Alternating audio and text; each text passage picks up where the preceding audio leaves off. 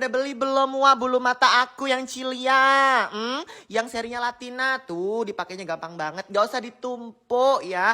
Ini bulu mata udah butterfly banget ya. Udah kayak kupu-kupu. Kenapa? Karena sayapnya itu benar-benar menjuntai-juntai. Pokoknya untuk makeup bold cocok banget. Dijamin orang-orang kalau di make upin pakai bulu mata dari Cilia ini bakalan suka banget. Kelihatan seksi banget ya. Mau untuk yang cut crease, mau untuk yang tidak cut crease tetap cocok. Cus langsung buruan cobain. Pokoknya yang serinya tuh Latina, ingat-ingat dicatat Latina ya. Ini harganya murah juga dan ini bisa dipakai berkali-kali untuk pemakaian pribadi. Gak mungkin kan untuk pengantin terus diminta lagi, Mbak nanti bulu matanya aku minta lagi ya Mbak. Malu-maluin, jangan dong ya. Kalau untuk pemakaian pribadi dipakai berkali-kali gak apa-apa, tapi untuk pengantin tinggal aja sayang. Tuh cocok banget kan, pokoknya anti gagal. Pokoknya itu pasti jengat jekengkeng ya, pasti lentik dan mempesona ya. Jangan lupa Cilia X Gali Makeup Artist seri Latina approve.